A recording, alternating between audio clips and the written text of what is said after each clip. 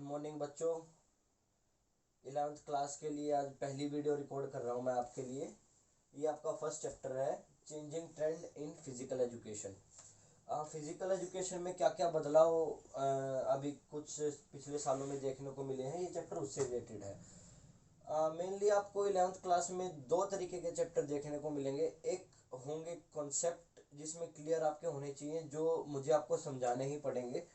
दूसरा आपके चैप्टर इस प्रकार के होंगे जिनमें आप देखेंगे जो थोड़ा हिस्ट्री से रिलेटेड है। आई मीन पास्ट में क्या हुआ फिजिकल एजुकेशन से रिलेटेड, तो उसमें कुछ चीज़ें समझने से ज़्यादा वो आप कह सकते हो रोट लर्निंग की तरह काम करना पड़ेगा। रोट लर्निंग मतलब आपको वो चीज़ें रटनी पड़ेंगी। हिस्ट्री आप सबको पता है, हमें हिस्ट्री एक तरीके से याद रखनी होती है, फिर भी उसमें जो कुछ समझाने का होगा वो मैं आपको समझाऊंगा। पहले दो चैप्टर हैं आपके जो वो थोड़ा सा हिस्ट्री से ही रिलेटेड है।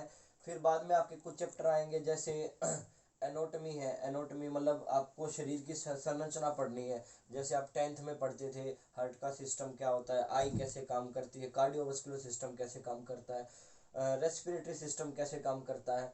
वो चैप्टर आपके कॉन्सेप्चुअल होंगे, वो आपके कॉन्सेप्ट्स क्लियर करने पड़ेंगे। ये चैप्टर आपके याद करने के ज़्यादा है।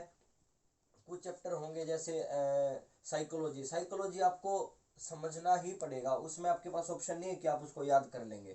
तो पहले दो चैप्टर मैं आपको करवा रहा हूँ। कुछ पार्ट इसका सीबीएसई ने इस बार डिडक्ट भी कर दिया है, और 5 से 6 नंबर आप इन दोनों चैप्टरों से एक्सपेक्ट कर सकते हो पेपर में।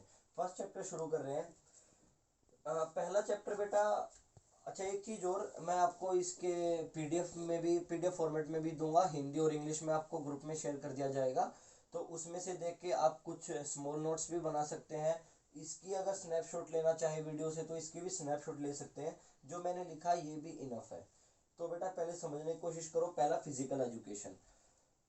पहला ही क्वेश्चन दिमाग में ये आता है कि व्हाट इज फिजिकल एजुकेशन। आप इसको बोल सकते हो जो एजुकेशन है, ठीक है, एजुकेशन का ही इंटीग्रल पार्ट है फिजिकल एजुकेशन। इंटीग्रल पार्ट का मतलब क्या होता है कि वो उससे जुड़ा हुआ है, वो उससे भिन्न नहीं है।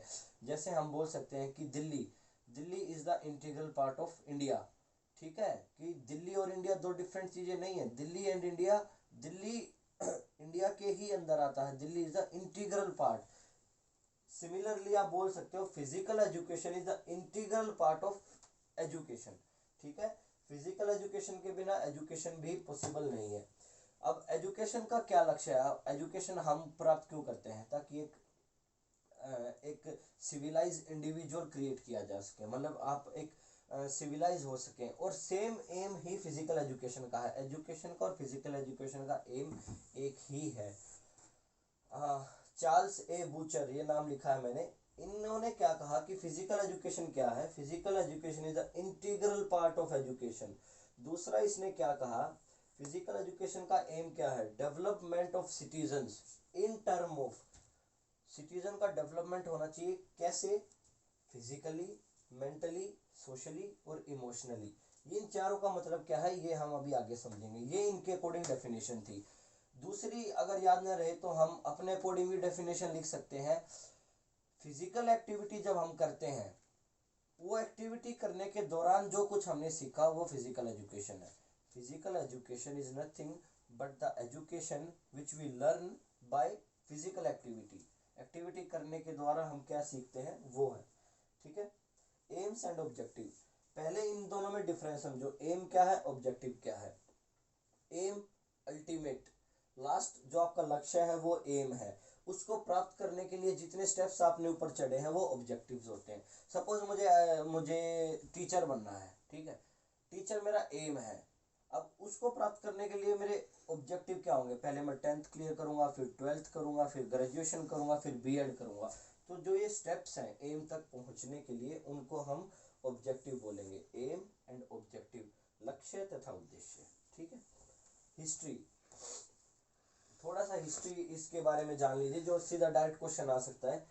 First, central advisory board of physical education and recreation, ये एक बॉडी है बेटा।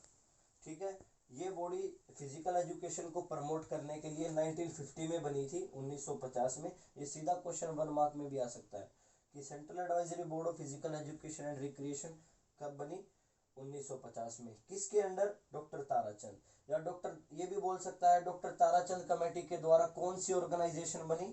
तो ये वाली, ठीक है। सेकंड, एआई मतलब all India, all India council of sports.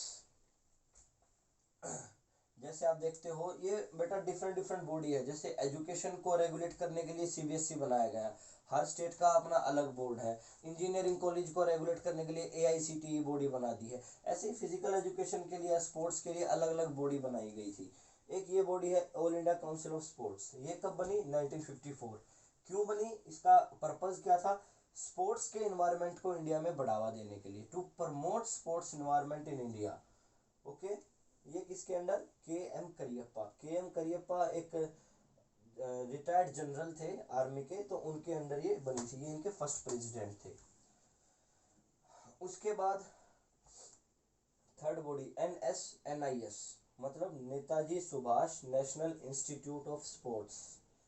ये 1958 में 1958 में एक कमेटी बनी, जिसके द्वारा 1961 में ये बॉडी बनी। अगर कोई पूछता है NSNIS कब बनी, तो 1961। ओके, ये किस लिए होती है ये body? National institute of sports. यहाँ पे स्पोर्ट्स के जो कोच होते हैं, जो आपको सिखाते हैं, ठीक है, वो कोच की ट्रेनिंग यहाँ से प्राप्त होती है भाई। ये NSNIS, ये पटियाला में है, पटियाला याद रखेंगे आप। फिर एक कॉन्सेप्ट इसी चैप्टर में, इंटीग्रेटेड फिजिकल एजुकेशन। देखो मैंने यहाँ पे क्या बताया था, physical education is the integral part of education. Integral मतलब उसी के अंदर है वो, ये इसी वर्ड से ये बना इंटीग्रेटेड फिजिकल एजुकेशन।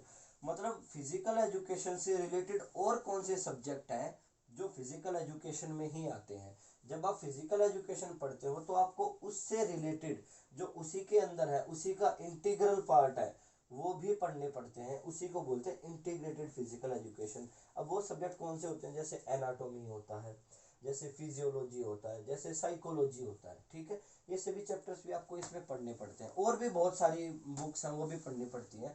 एनाटॉमी क्या है, फिजियोलॉजी क्या है, ये आपका अलग से चैप्टर है, शायद 8 या 9 चैप्टर है। ये मैं आपको बाद में पढ़ाएंगे।